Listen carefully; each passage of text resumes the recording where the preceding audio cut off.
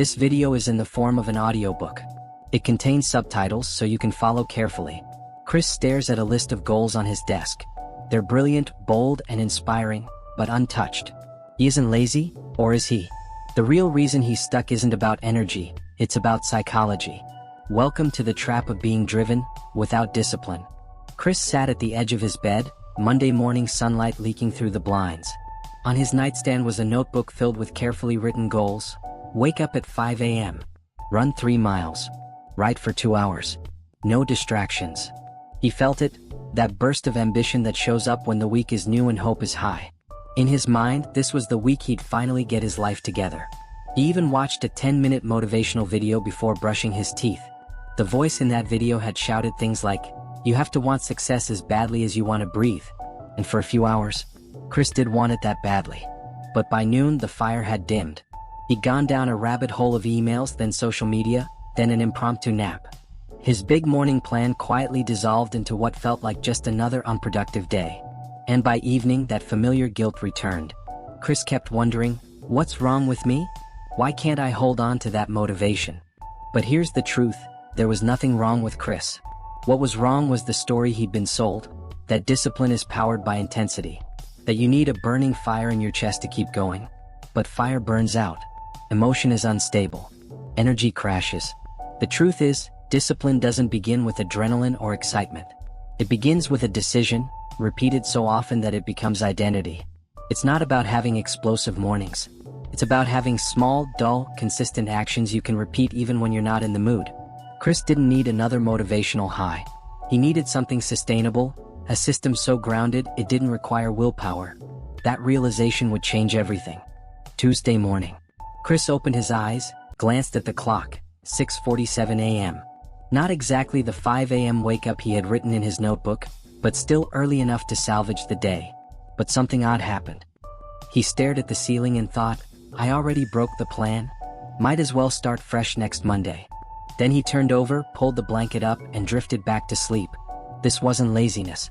It was something deeper, more dangerous. The all-or-nothing trap. You see, Chris believed that if he didn't execute the perfect morning routine, then the whole day was ruined. If he didn't hit all his goals, the effort wasn't worth it. He had unknowingly tied his productivity to a binary switch. Total success or total failure. There was no room for the middle. And this is exactly where so many ambitious people fail. We fall in love with the ideal version of our productivity. The one where we rise early, work like machines, and finish the day feeling victorious. But the moment we slip, even a little, we spiral. The plan collapses like a house of cards. The key insight? Real discipline isn't perfection. It's recovery. High performers don't succeed because they're perfect. They succeed because they're resilient. They miss a step, stumble, and keep walking. They don't restart next Monday, they restart at noon if needed. Chris didn't need a flawless routine. He needed flexibility. A structure that bends without breaking. That allows failure, forgives it, and moves forward anyway.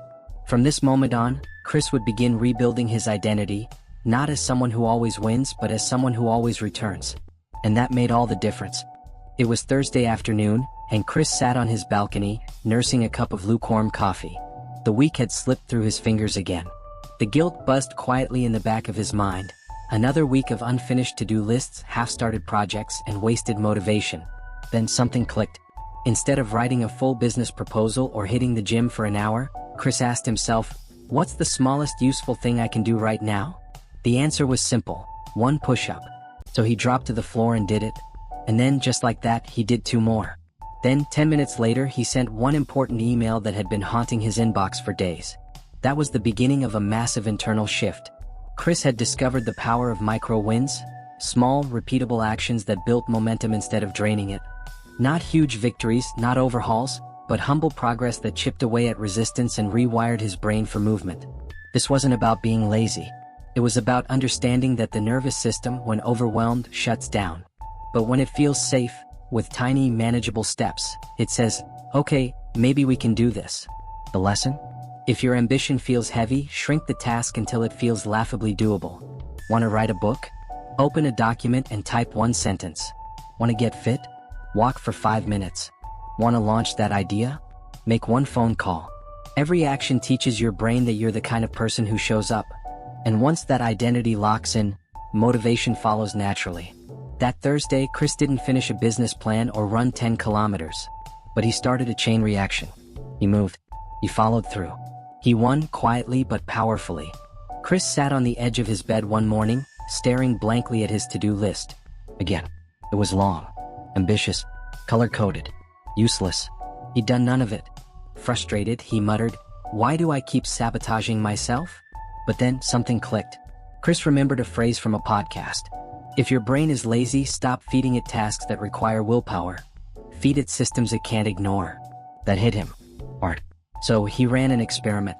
Instead of trying to wake up and immediately go for a 5K run, Chris did something radically smaller and smarter.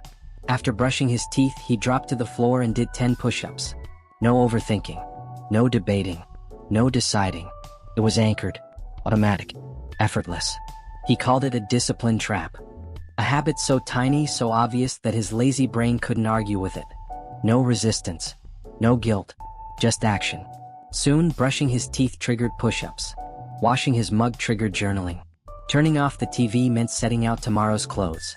Chris wasn't building motivation anymore, he was building systems. And his brain? It was finally working with him, not against him. Key insight. Lazy minds aren't broken. They're brilliant, but they need simplicity. Anchor small actions to things you're already doing. That's how change sticks. Chris didn't become superhuman overnight. He didn't wake up at 5 a.m. with perfect energy or delete every distraction forever. But he learned something more powerful than motivation. He learned to design a life that works for his mind, not against it. He stopped fighting his lazy nature and started respecting it. He built systems, not fantasies. He trusted consistency over hype. If you're like Chris, driven but easily overwhelmed, you're not undisciplined. You're just misaligned with how your brain actually works. And that changes everything. Start small. Anchor smart. Respect your energy. That's how lazy but driven people win the long game. Now it's your turn. What's one simple habit you could anchor to something you already do every day? Share it in the comments. Let's build a list of tiny wins together. And if this resonated with you, don't forget to like, subscribe, and turn on the bell.